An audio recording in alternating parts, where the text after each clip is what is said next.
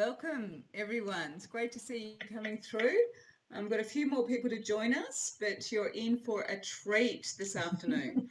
So you have arrived at Cyber Connect Plus Insights and Punchlines. You'll be learning lots of really valuable bits and pieces to take into your future. And this event is powered by AusCyber, Stone and Chalk, Ribbit, and of course the International Oyster Program. Okay, what I'd like to do now is an acknowledgement of country. Obviously, we are in South Australia and in Victoria, and I think we've also got Cindy from New South Wales. So I'm going to do an acknowledgement of country based on where I'm at, which is regional Victoria. I'd like to actually acknowledge the traditional owners and custodians of the land in which we meet today, which is the land of the peoples of the Dja Dja Wurrung. And I would also like to pay my respects to their elders past and present. If you know the custodians of the land where you're from, please pop that in the chat. That's often a nice thing to acknowledge. I'd now like to pass over to the lovely Paula Oliver. Paula is our manager of cyber in Adelaide. And over to you, Paula. Thank you so much, and hello everyone. I would like to begin by saying that on behalf of AusCyber and the AusCyber South Australian node, that we're very proud partners of today's event and as a subsequent event from our Cyber Connect Talent Jam that we ran back in August. So it's great to be back and seeing so many people coming back and joining us again for some really great discussion. For those who aren't familiar, who perhaps didn't capture what AusCyber does in the last session, a very, very brief overview. AusCyber is the National Industry Growth Centre responsible for growing a very vibrant cybersecurity industry and ecosystem here in Australia. And so growing any industry is, of course, built on the ability to develop a very skilled workforce. So that's why these events that are all about connecting our future workforce talent direct to our industry to provide guidance, help and insight are so very important and really close to our hearts. So without further ado, I'm going to hand over to Annette, who's our partner from Ribbit, our general manager. Ribbit is such an innovative company and such a key part to how we do that connectivity. So Annette, I'll hand over to you.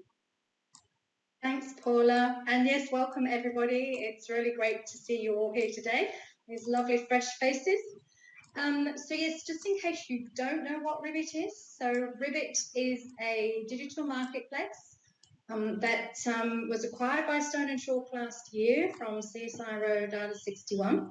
And it connects students to jobs. Those jobs are paid and all course credit. It's completely free to use. It only has jobs for students, which makes it very special because you know all the jobs are for students, and also early grads. Right now we've got 56 open roles and over half of them are in the IT programming category. So I really encourage you to jump onto Ribbit, set up your profile and get matched. And that matching is based on skills. So it's not like LinkedIn where you have to list all of your experience. It's a skills-based matching system. So I encourage you to do that. Now, at the end of today, Cindy, our guest presenter, I'll introduce in a minute, she's going to share with you how students on Ribbit can access all of her fabulous interviews and masterclasses for free. But I don't want to steal her punchline, so I'm going to now introduce Cindy. So, Cindy is passionate about digital transformation, and she's a leader of change for individuals and organisations. She led a $70 million transformation program with the CommBank and has built international software companies from Silicon Valley and Ireland, successfully taking them to acquisition and IPO.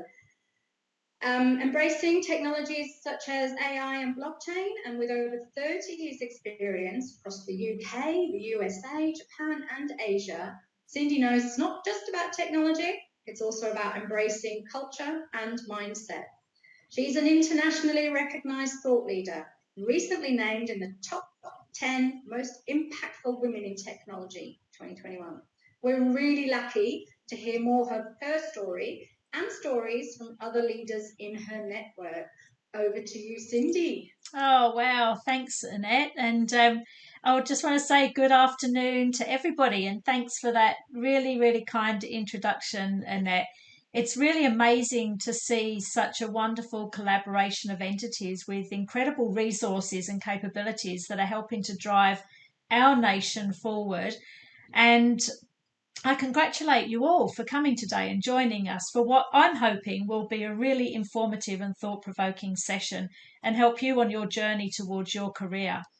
There'll be lots of tips and tools available for you, as Annette mentioned, so I encourage you to sit back, and if you haven't got lunch yet, or you've had lunch, or you're having lunch, just enjoy the next 40 minutes or so, and jot down any questions as we go along the way as well, because we will have time for Q&A at the end, and I want to be able to answer as many questions that you have burning at that time. So really excited to be here today, and also want to thank you for taking the time to share feedback on the areas that were of most interest to you.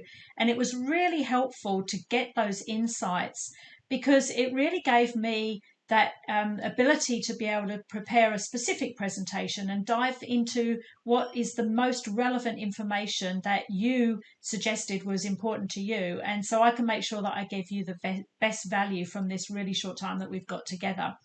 So from the data that I received, most attendees joining us today are studying cybersecurity or law or infotech or networking or finance. That's sort of, so broadly speaking, that's kind of what we covered.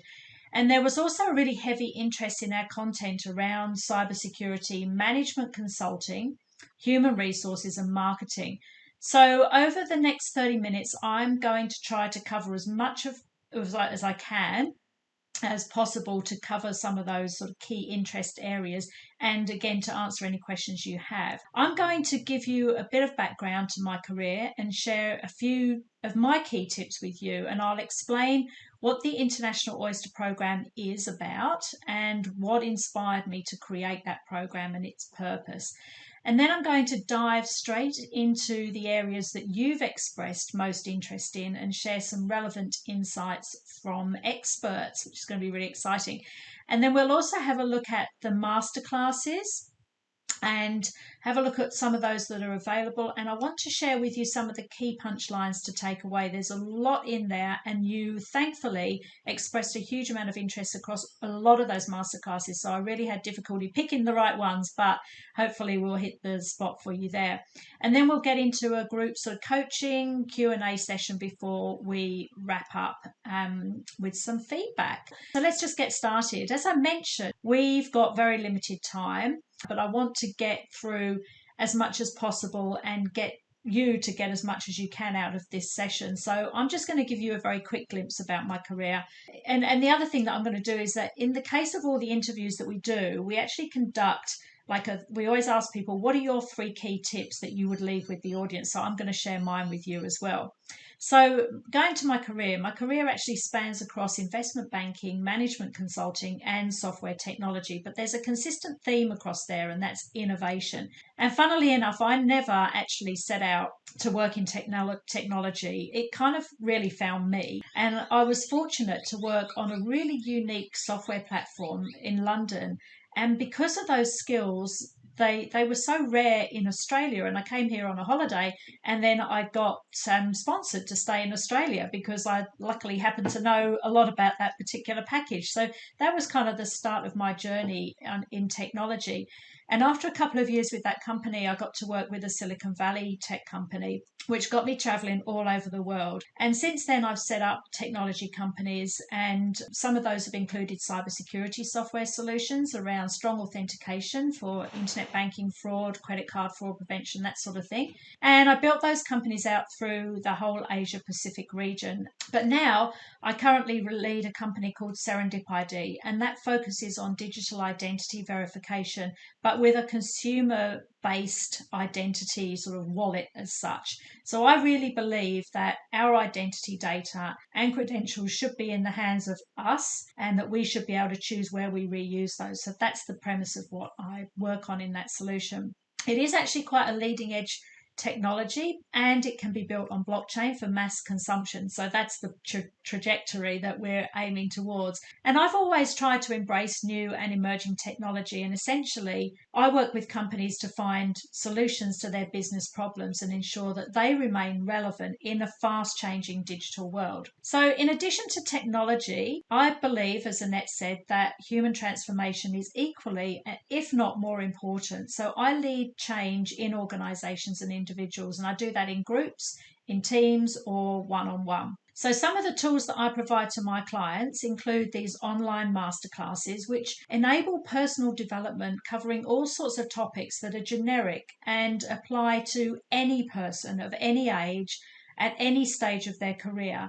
And that's why it's integrated into the International Oyster Program, because it's actually relevant for everybody and every student. So we're going to be looking at some of these today, and I just want to jump straight into that and get you involved in everything that I can help you understand and see what we can show today. So I'm going to share with you, just before we jump into that, my 3 key tips. So I mentioned that each of our interviews we do 3 key tips, and I'm going to share mine. So the first one is always have a positive attitude. The second one is to be confident. So even when you're shaking in your boots and you really feel like you've got this imposter syndrome happening, just always stand your ground and be confident. And the third one is take every opportunity that comes your way. Now, I share these with you because I've actually lived by these, and I attribute most of my success to actually those 3 proven key tips. So I think they're really, really important ones to take away with you today. So let's take a moment to focus specifically on the International Oyster Program. In the International Oyster Program, it's basically a suite of tools and services that are designed for students in the latter years of high school or TAFE or university. And it has 3 core functions. The first is to access the masterclasses that can help you prepare for the workplace. So if you consider these as sort of like online mentoring services where hundreds of years of experience has been collected, and we've brought that to you in a really concise way to fast track your skills. So I always look at this and think, if somebody could dump their knowledge into my brain that they've accumulated over 30 years and you times that by 10 people, wouldn't we be in an amazing place? Wouldn't we have such great insights that can leapfrog us forward? So that's what we're trying to do here. And we're also trying to help overcome challenges that you might face as they arise. The second part is to access an unparalleled network of connections that are going to get you started in your career with the best possible opportunities and support. And this network is going to enable you to access mentoring, intern opportunities, work experience, and job opportunities. And this includes organisations such as Ribbit. And Annette just mentioned that there were 56 open roles at the moment. So that's a prime example of how that particular part of the function works. And the third one is to provide access to hear from industry experts in their field who share their journey, their qualifications, what they love about their roles, what are their challenges, and what are the characteristics of individuals that suit those roles, your path to entry, and importantly, what tips can they give you for a career in that field. Now, the International Oyster Program all started because my son and my daughter, who are year 11 and year 12 students, were talking about career options. And I was asking them a few quizzes about, what do you think about this? What do you think about that? And they kind of had these glazed looks on their faces. So it really became obvious to me that they had access to quantitative data, but very little exposure to qualitative data. And by that, I mean their career guidance was based on a lot of theoretical information, but students weren't getting input from real people in real jobs or professions talking about the future and if those jobs are even valid for the future and what opportunities there were for students. So that's when I decided to do something about it, and I launched the International Oyster Program last year so I could try and make a small difference for students trying to navigate a career path and gain skills and insights along the way. So as I mentioned, we've got a three-pronged approach to the International Oyster Program, and I want to first of all dive into some interviews that have been conducted. What came through from your input was that the majority of you were all keen to hear from Claude Coury, who's the head of cybersecurity and risk services at Wipro. This was the most popular interview. Next, but with equal interest, exactly the same number of people were interested in both of these, was Craig Davis and Jenny Mclaughlin, and they're both from management consulting firms, KPMG and Ernst & Young. And then following behind that was a chief technologist from Optus, and then Amy Rose on the future of work.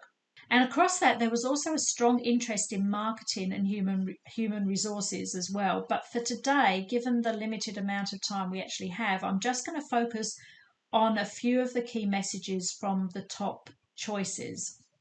Let's talk about the relevant insights from experts, which was the next agenda item. So the purpose of this part of the presentation is to give you a sort of whistle-stop insight to the key messages that are shared by these professionals. Now, I just want to start by talking about Claude and what he had to say. Claude is the head of cybersecurity at Wipro. We had about half-hour chat, so the full interview is available to you, which we'll talk about later on as how you access all of that. But what I wanted to do today was just give you a bit of a quick insight and snippet to what you can expect to hear from that and some of the things that he was able to share. As a student looking to get into risk and cybersecurity, what would your advice be to those people? First thing is understanding the why they're getting into, for example, cybersecurity and risk, whether they're going to enjoy the journey and whether the journey will be really rewarding for them. The world after COVID have accelerated the pace of digitization. Almost every company, and I don't know any company actually, small or big now, that is not going through some sort of digital transformation. That means anything that was operationally done by paperwork or done through a less automated process now is getting digitized. So digital transformation brings that risk with it, is that the exposure of what we call the crown jewels of any organization to the internet and also to other risk factors.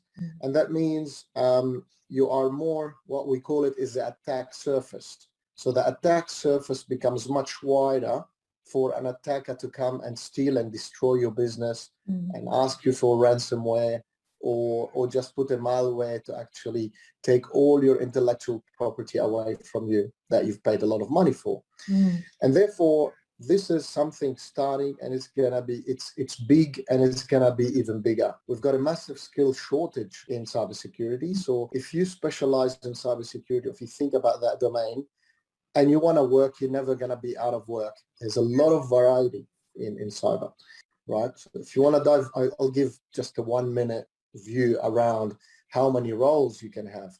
So the cybersecurity is not an IT problem. Yes.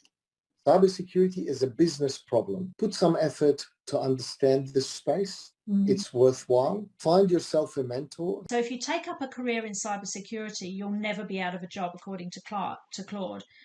Now, when I last checked, Australia reported a shortage of 2,300 workers in cybersecurity, and they've got an expected demand of at least 17,600 additional professionals in the sector by 2026. So it doesn't take a genius to understand the concept of supply and demand. Therefore, a career in cybersecurity is likely to be one that is financially rewarding. And during that 30-minute interview with Claude, he describes how digital transformation is a breeding ground for cybersecurity exposures and talks about different roles in a career in cybersecurity. And he has tons of advice, including these 3 key messages. The first one is understand your purpose. The second one is think outside the box. And the third one was attitude, attitude, attitude. Be a good listener and be a good learner.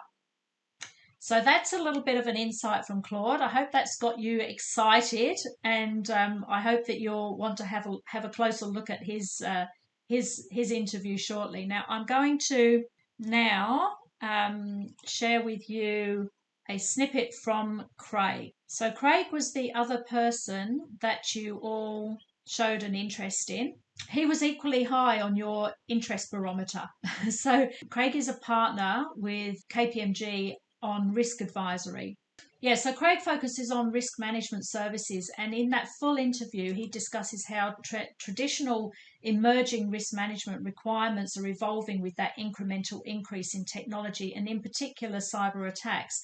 You know, whilst he's a partner in an area focusing on risk, which often has a lot to do with regulatory, he also has that overlap with cybersecurity as well. So I think that when you start to look at different careers, you can go down one path and still be touching on an area that is incredibly important and dear to your heart. So anyway, let me share a little bit about what Craig said. If we help our clients make sure that they are managing that risk appropriately or they are meeting their regulatory obligations. I would recommend anyone that, whatever industry they get into, that they do look to work overseas. From a personal and a career perspective, it's extremely rewarding.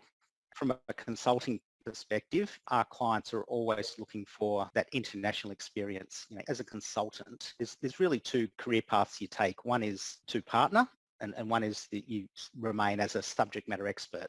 A number of the roles that we would be looking to fill would be around that digital technology side of things, and or on the quantitative side around AI modelling, machine learning modelling, those types of areas. So when you hear that full interview with Craig, he will talk about that risk management as it relates to cybersecurity, and he takes us through all the different options for a career in risk management and the pathways to entry.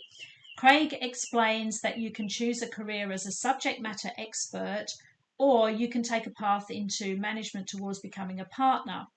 And as a partner, you take on more managerial responsibilities, including marketing and human resources and a lot more client-facing interactions.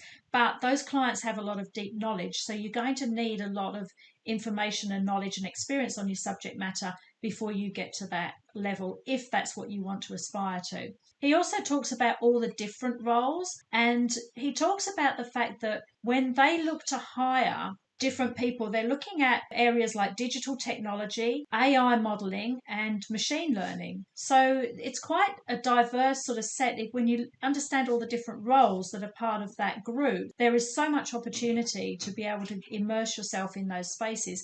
Now, Craig's advice is to be adaptable and agile, get as much experience as you can, differentiate yourself, and he actually slips in two more. Don't be judgmental of others, and understand how others tick. So again, I encourage you to listen to that full recording with Craig, because he's got some incredible insights. He's travelled and worked all around the world and has a lot to bring to the table. Now, that's a couple of snippets of those videos, but two others that you did come up with that you found quite interesting. Actually, there were three, but I'm just going to talk about a couple of those. The other one that was on equal interest for you with Craig was a lady called Mclaughlin.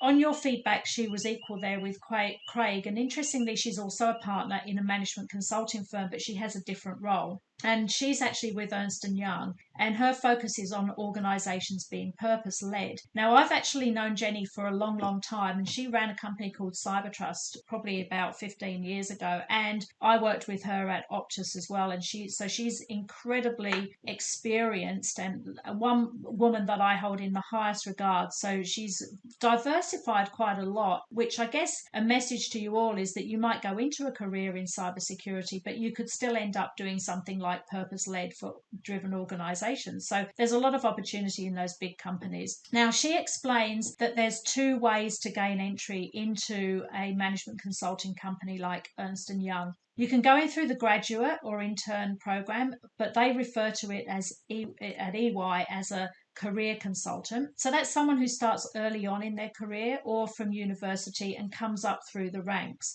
Or having the experience and wisdom, you can go into EY at a partner level. And that's what Jenny did. And this is referred to as a direct access partner. So someone who comes directly from industry into the firm. Now, when she talks in her interview, she shares invaluable advice for people looking to join a management consulting firm. She says there's three main facets to enjoy that make this the right career. She said you must have a hunger for learning. You must be curious. and you must be comfortable being uncomfortable. And what she means by that is to be comfortable with people inside the firm and at the end client relationships. And her final tip is knowing how to reach out and get expert advice. So be comfortable with others in your organisation too. So be fearless, essentially. If you're looking to enter Ernst & Young or any other management consulting firm as a graduate, Jenny explains that they would look for soft skills. For example, how are you leading in a group? How confident are you in public speaking? And how can you take on a challenge and deal with it in real time? And they actually do these tests. They have panels of people that interview graduates, and they do these tests with you in those scenarios. So it's good to be prepared, and it's good to have great stories to tell in your experience in areas like that. So emotional intelligence is a really, really important quality. So I hope you got some great tips from those experts. And as I said, tons and tons in there. But those are some of the ones that you all expressed you were particularly interested in. So I wanted to share those ones with you today. And I know we're limited on time, so I'm just keeping on going with the ones that I know are important. Amy Rose, just want to touch on Amy. Really, really interesting conversation that we had with Amy. And this was incredibly insightful, especially if you're interested in technology and how this is being used to focus on ethical and human-centered solutions for a brighter future for people and using blockchain technology. So looking at emerging technology and how that can be utilized. Amy's developed novel medical sensors and brain-computer interface headsets for the treatment of autism and ADHD operations. Unbelievable. And she describes how her earlier experiences in child protection was a foundation for her drive to create these solutions for disabled people. So again, she's kind of come from this passion. What was her passion? And what has really sort of inspired her, and what does she really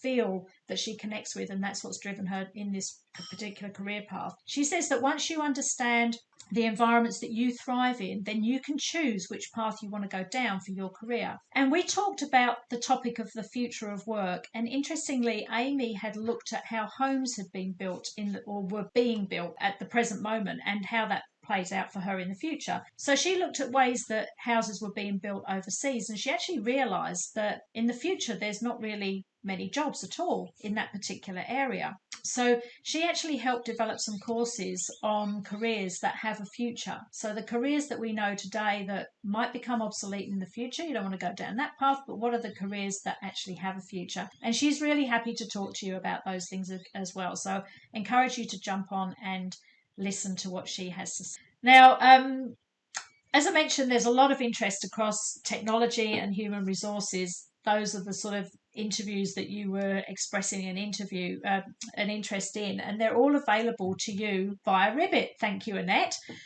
I'm just going to drop a quick link in the chat box, and I know I've got some backup support here if that needs to be repeated. But this is a full suite of interviews that you can actually jump on and have a look at your leisure.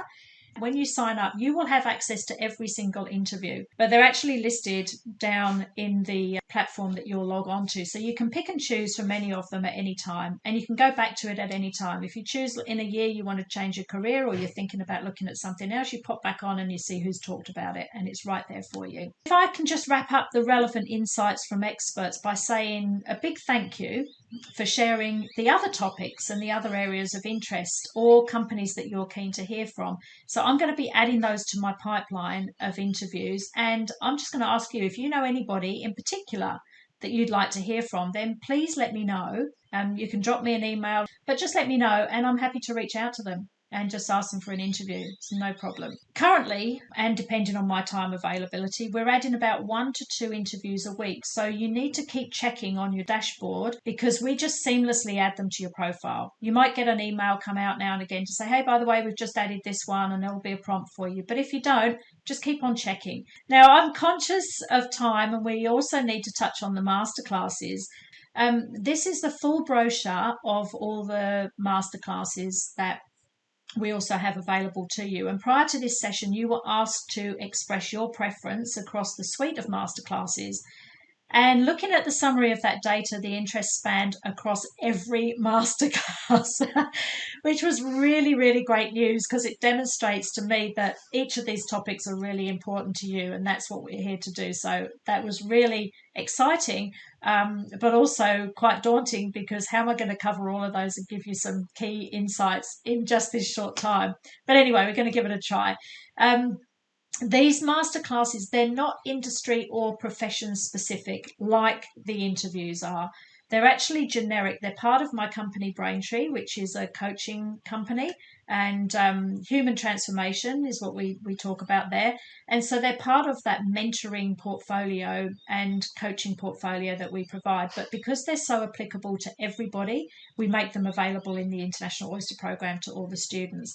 So most of these courses have actually been developed at the request of our clients, and some even our university students who subscribe to the service. So I'll give you an example. The one that talks about the LinkedIn profile setup, or how to use it for your network, that was actually inspired by all the students at the Melbourne Institute of Technology. So that's why I wrote that program for them. So it's really, really applicable to all the students that have joined us today. So I encourage you to jump onto that. Or you want to have a quick look and you want to see some briefs or whatever, you can just jump onto that website and that will take you through.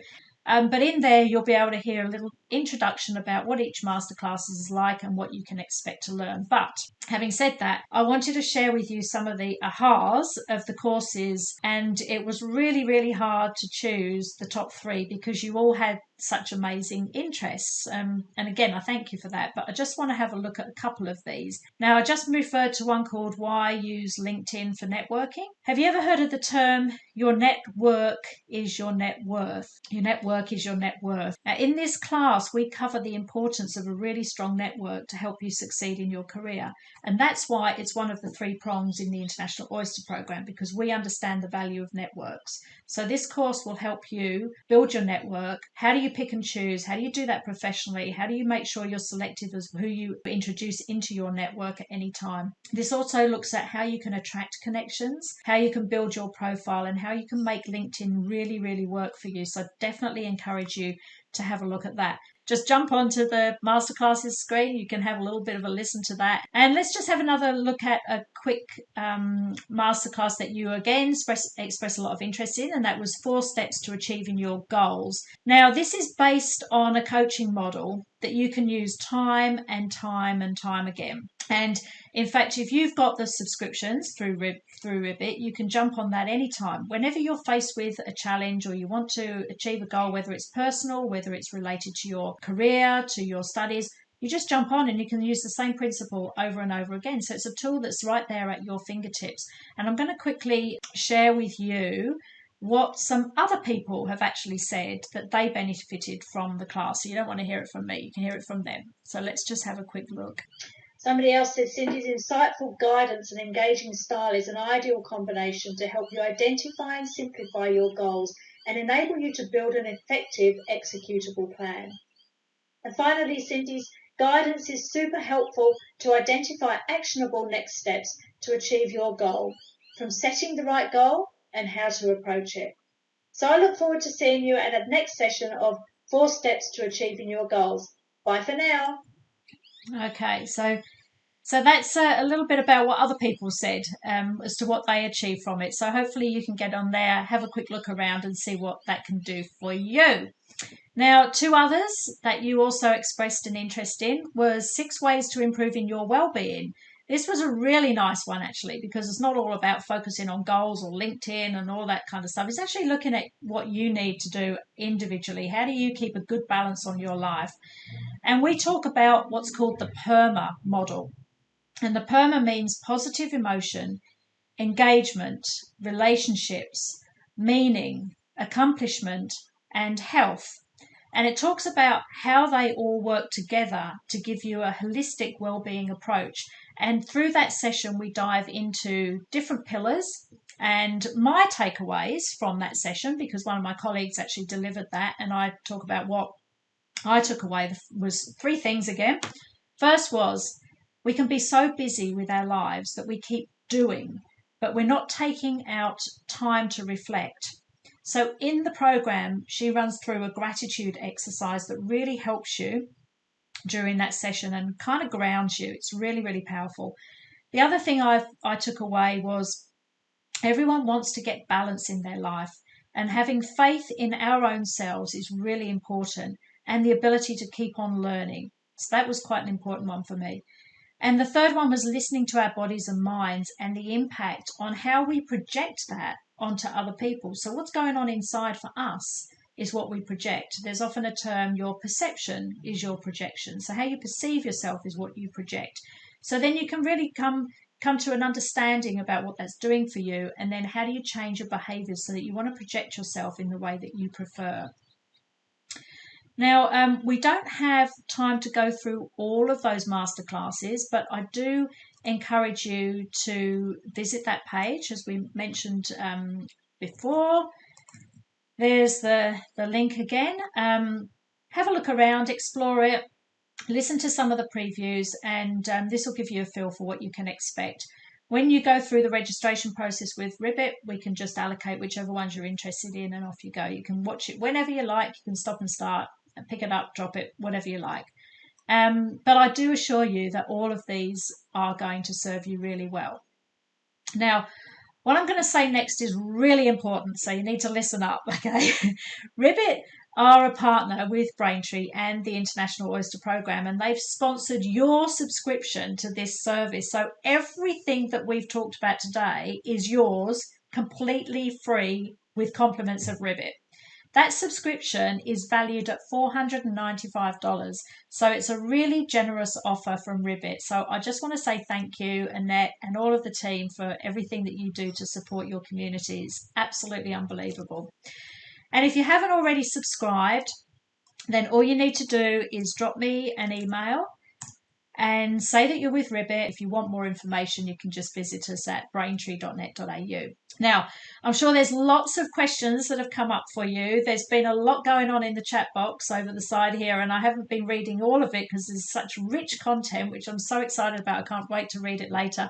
But I'm hoping that there's going to be lots of really juicy questions in there for me. I just want you to be able to feel free now to put your hand up, drop a question in the chat box. This is open. It's an open discussion, so I encourage others to jump in. If someone calls out and says, hey, I don't know what to do about this, and someone's got an answer, then feel free, be my guest, jump in, tell everybody how you've solved the problem yourself, because that's what we're here for. We're a group to collaborate and support each other. But I'm hoping that this session has given you a glimpse at the art of the possible, and I hope you can extract enormous value from everything that's on offer to you. It's why I do what I do. It's what I'm passionate about. Just before I wrap up, there's some questions that I want to be able to ask you, and I want to also just let you know that there are a number of other resources that are available to you across the sort of spectrum of services that I have. So we've got the masterclasses that we talked about, but there's also a bunch of podcasts that you can go in and listen to. One of those is Leadership in 4D,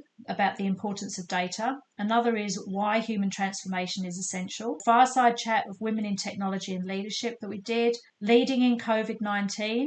So they're all available. Oh, when I wear my other hat, my Serendip ID hat, we've got a course around notifiable data breach scheme. So if you're not sure about what that means, go on and have a look, because you really, if you can go into an organisation and understand how they need to protect the personal information of their customers and how you need to know to protect your own, strongly encourage you to jump on that. There's also, under Serendip ID, there's some other fireside chats podcasts, which I think would be really relevant to this group, and that's why I wanted to raise it. A couple are What Keeps CISOs, Chief Information Security Officers, Awake at Night, and we talk about what questions boards of directors should be asking. And we also talk about data sovereignty and how does that relate to your business and what issues do you need to comply with. Before we just open it up for questions, there's one thing I want to do before I just hand back to Annette, is to just leave some feedback if you can. I do this because I love it. I love to know that our network gets benefit, and I want you to extend it to your network as well. I want you to pass this forward. So what I'd love you to do is jump onto some of the social media links. If you wouldn't mind, leave a really amazing comment and a big shout out for Ribbit and Stone and Chalk and the Oz Cyber team there, and of course the International Oyster Program, and just tell everybody what you found amazing about what you've heard today. But I'd love to know that you've got value, and let everybody else know about it as well. Yeah, just want to open it up to the floor. If you haven't got some questions, then I certainly have questions for you. There's been a lot of really great conversation in the chat, triggered by your presentation, very much in sort of around cybersecurity. It's been taught in schools, so the next generation is far more cybersecure aware. I made the point that we also need to look after our older generation that are not digital natives. There's a reference there also interested in understanding how you find mentors, which is, is a big topic in itself. And I'm sure there's a number of us on the session here that have some experiences we can share. I'll very quickly share mine. I saw an amazing lady on a video, found out who she was, contacted her and just asked the question, will you please mentor me? And I was very lucky. She said yes. So, it's just find someone and be bold and ask the question. I just wanted to, I guess there's so many interesting things said today, and I loved at the beginning that idea that a journey can start from anywhere, and it can be a combination. It's fate and fortune. It's not necessarily a conscious decision that you've made yourself, and just being open to all of those experiences and taking advantage of those opportunities. And I think you can do that throughout your career. It's not necessarily just while you're young and coming out of university. I think it was also mentioned, being aware of what's going on around you and absorbing as much as you can so that you're in a position to adapt to change quickly rather than, being the last person to adapt to change. And there was a comment made about, international experience, and that got me to thinking again in terms of adaptability, that saying of, when in Rome. And I think that's really important in an international context, but it's also important in any organisation you might work with, because there are differences between big corporates and government and startups. And so again, when in Rome, and just be aware, listen to what's going on around you, learn, absorb. I always joke that I learn through osmosis. I think also, there was the last part, about making time for yourself to reflect. Well, when you do that, that's data, okay? Making time to reflect. Thinking about what you've done, that is data on which you can choose to alter your course or stay the course based on decision-making data. So I just thought that was, but it's a point. I mean, we live in a world that is driven by data decisions, and your own experiences are your own form of data. And it's so important to take care of yourself. And every now and again, just check in, am I on the course I want to be on, or do I need to change? So you don't make mistakes. I've made a few silly ones in the past, and probably still will, but everything is a learning experience. So I just wanted to add that, and thank you, Cindy. That was also all such great content. Now I think, Cindy, you have some questions you might like to pose to our audience. So shall we give that a go? I do, and I just noticed that there was one that popped up in somebody's asked, I have 7 years of physical security experience and I want to transition into cyber security. How much of the technical side do I need to know to be seen as worthwhile to an employer? Well, a few things come to mind very quickly with that one, if you don't mind me just jumping in and answering that. And Rakesh has also said no need, just get knowledge and 5 ways to improve yourself. Perfect. That sounds like a new masterclass to me. I think a couple of things that came to mind on the first question is, if we go back to what Claude said this is not a technology problem, it's a business problem. So to answer your question, how much of the technical side do I need to know? To be honest, probably not an awful lot. Now, the last thing you also want to do is go down a path of trying to skill up in an area that is actually not even going to serve you when you get into a particular role. So going back to Annette's point, I would say find yourself a decent mentor.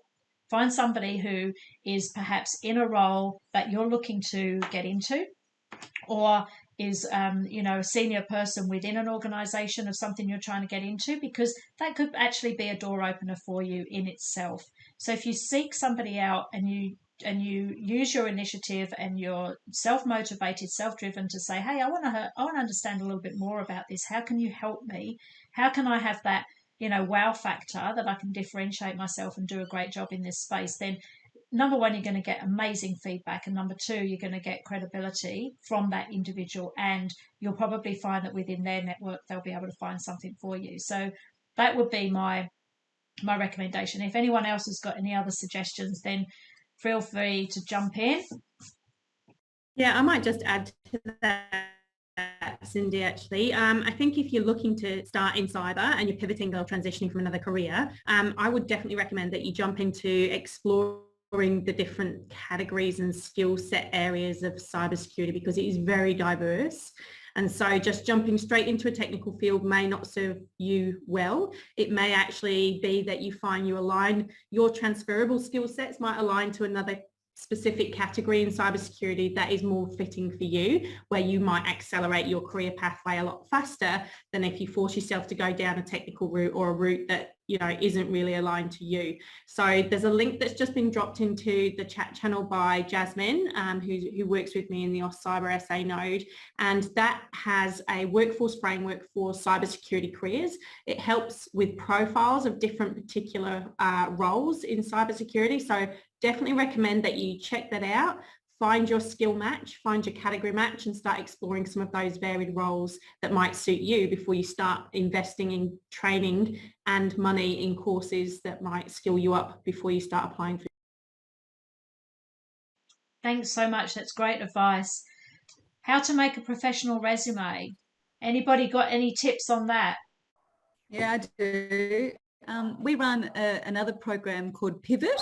So my name is Abby, I work for Stone & Chalk, and we also run a Fantastic 2-hour workshop, which is actually about skills mapping and developing a resume that's going to be read. Sometimes it goes through a computer analysis first, and also how to develop your personal brand. What is your digital footprint, all those sorts of things. So I'll put the link in the chat as well, and some of you might like to have a look at some of the workshops and events that we offer there as well. So I'm going to put my coaching hat on for 1 second, because I want everybody to go away from this session with some things to think about. And you might ponder on these over the next couple of days, but here they're pretty open areas. There's 7 here, 7 points, and I want you to all go away and think about them, and I will drop them in the chat box. But the first one is, I need you to ask yourself, what specific questions are you unsure about as you think about your future career? Okay, so what specific questions are you unsure about as you think about your future career?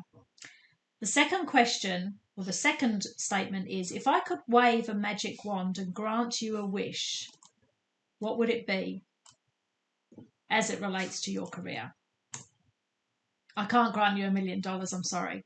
I'd like to, but the third one is, if you could jump forward 5 years, where do you want to be, and what would your job actually look like? So if you could jump forward 5 years, where do you want to be, and what would your job look like?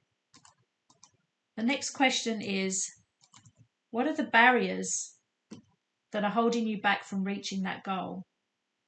And really think about that, because before you go back and start looking through the 4 steps to achieving your goals, go in with that sort of frame of mind, the answer to that question, and you'll find that that masterclass will really help you. The other questions that you need to ask yourself in that space is, who around you can help you get there? And then the other question is, what around you can help you get there? So resources, the sort of thing that we've brought to you today. What can help you get there? Who can help you get there? You've got a network offering here. You've got resources offerings. That's just the start. You open up your mind and you can do so much more. Certification, course for cybersecurity. Thank you. And then finally, I would say, who would you pick as a board of directors? So if you had a table in front of you, had a board table in front of you, and you could fill 6 seats, and those 6 seats would be filled with people that can take you on your journey, who would be at that table? So that's my last question to you. So I'd love it if you could all go away and have a really good think about those questions. Jump on, have a look at the masterclasses, come back through to Ribbit, to myself. We'll give you access to all of those courses and interviews, and I really sincerely hope that you get great value from those. And I just want to say thanks so much for the opportunity to meet with you all today, and I've really, really enjoyed it. So when you sign up to Ribbit, you will automatically get our newsletter, and we we post information on the latest interviews that Cindy has done. So that's another way to get an early heads up on the newest interviews that are available. The other thing I just wanted to finish up on saying is, and it tends to one of the questions that Cindy's posed here, who around you can help you get there? I say this often, is don't be afraid to reach out and ask for help. Most people out there are really, really willing to help, but also just give some thought to who you can help, so that there is this element of reciprocity. So you're not just taking, but you're also giving, and that might be giving to the next generation, or it might just be a piece of information you've come across that you think someone in your network that you're looking to connect with might find interesting. So just always think about how can you give back as well as receive, and I think that will stand you very well in terms of building a network of people that are really willing to help you on your journey. Thank you for those who have completed the poll. If you haven't done that yet, please jump in quickly. And other than that, I just really, really want to thank Cindy for taking the time today to share all of that fabulous information, and for partnering with Ribbit on an ongoing basis and really working with us to help students understand more about career path choices and become more employable when they graduate. And I also want to thank my colleague Paula for collaborating with me on this, as we did with the CyberConnect Talent Jam, which was also fabulous. And of course, Abby, for pulling this together, hosting, keeping us on track. Really appreciate your help with this one. And to all of you lovely people, I do appreciate you all taking the time here today, and I hope you got some value out of this, and we look forward to seeing you again. There's a lot of activity happening around. I think Paula and Yasmin have posted in chat about Cyber Week through October. There's a ton of events, so many things going on. It's a fantastic way to, again, build a network, build your knowledge, and decide whether that is a sort of a career path that you want to go down, and whether it is from a technical perspective or a business perspective or a bit of a mix. So I'm going to ask Abby to wave us off, and thank everybody again for being here today. Have a lovely afternoon. Thank Thanks, you, everyone. folks. Thanks a lot. See you, everyone. Bye. Have a nice day. Bye.